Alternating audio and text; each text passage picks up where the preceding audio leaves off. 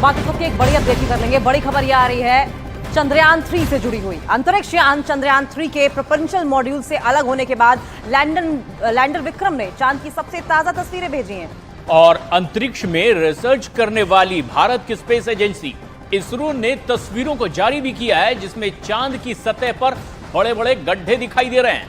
Soft landing के लिए चंद्रयान की रफ्तार को कम किया गया है ताकि उसे चंद्रमा की सबसे निचली कक्षा में ले जाया जा सके और चांद पर उसे सुरक्षित उतारा जा सके। लेकिन ये ताजा तस्वीरें आप देख रहे हैं। ऐसे में जबकि 23 अगस्त को सॉफ्ट लैंडिंग होगी, चांद के अब बेहद करीब पहुंच चुका है चंद्रयान 3 और लैंडर विक्रम जो कि तस्वीरें भेजना शुरू कर चुका है। ये ताजा तस्वीर इसरो की ओर से जारी की गई है और एक्सक्लूसिव तस्वीर ये देखिए किस तरीके से चंद्रयान 3 की ओर से ली गई है। आपको बताएं कि ये जो गड्ढे आपको बड़े बड़े दिखाई दे रहे हैं, इन्हें क्रेटर्स कहते हैं। ये क्रेटर्स जब उल्कापिंड चंद्रमा की सतह से टकराता है तो ये गड्ढे छोड़ जाता है। ये तस्वीरें एक्सक्लूसिव।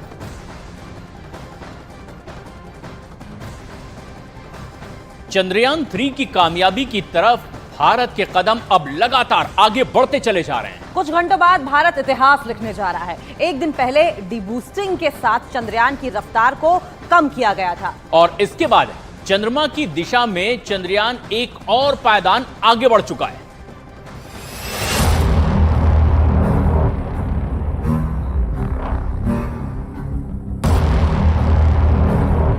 23 अगस्त की तारीख जैसे जैसे नजदीक आ रही है, चंद्रमा पर हिंदुस्तान अपने सुनहरे भविष्य की तरफ आगे बढ़ रहा है।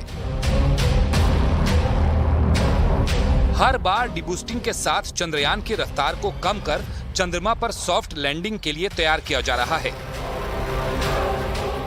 इसरो के मुताबिक चंद्रयान 3 मिशन के लैंडर मॉड्यूल को ऑर्बिट में थोड़ा और नीचे, चंद्रमा के थोड़ा और ज्यादा नजदीक पहुंचाने में कामयाबी हासिल कर ली गई है। लैंडर विक्रम और रोवर प्रज्ञान के 23 अगस्त की शाम चंद्रमा की सतह पर पहुंचने की पूरी उम्मीद है। ये बहुत ही हाई प्रिसिशन मैनूवर्स है और अगर कुछ भी गलती हो गया फिर वो और गलती हो सकता है, तो मेरे ख्याल में ऐसा नहीं होगा। और 23 को हम देखेंगे कि ये ठीक तरह ये लैंड करेगा। चंद्रयान 3 की सॉफ्ट लैंडिंग के दौरान जो पहली सबसे जरूरी प्रक्रिया होगी वो चंद्रमा की दिशा होगी। इसरो के मुताबिक चंद्रमा पर कई ऐसी जगह हैं जहां की जमीन बेहद ही खराब है और गड्ढों की तादाद ज्यादा होने के चलते लैंडिंग बेहद चुनौती भरी हो सकती है।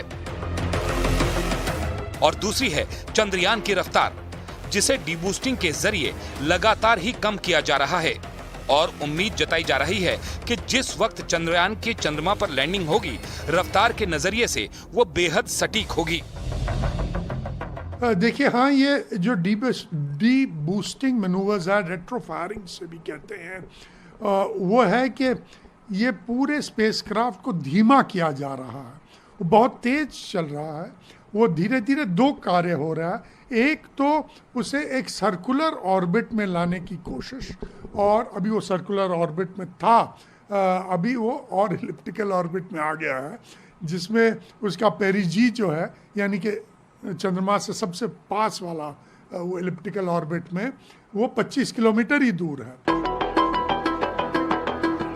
अब बुधवार शाम सॉफ्ट लैंडिंग का मौका होगा और लैंडिंग साइट पर सूरज निकलने का इंतजार रहेगा।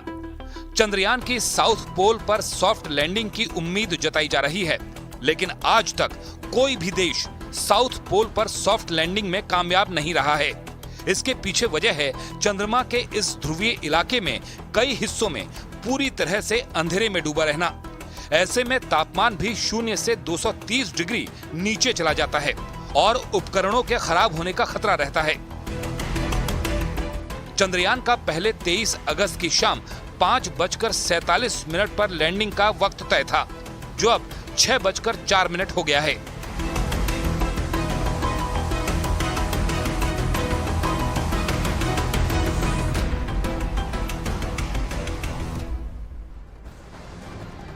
और चंद्रमा की सतह पर सॉफ्ट लैंडिंग किसी भी मून मिशन का सबसे मुश्किल वक्त होता है।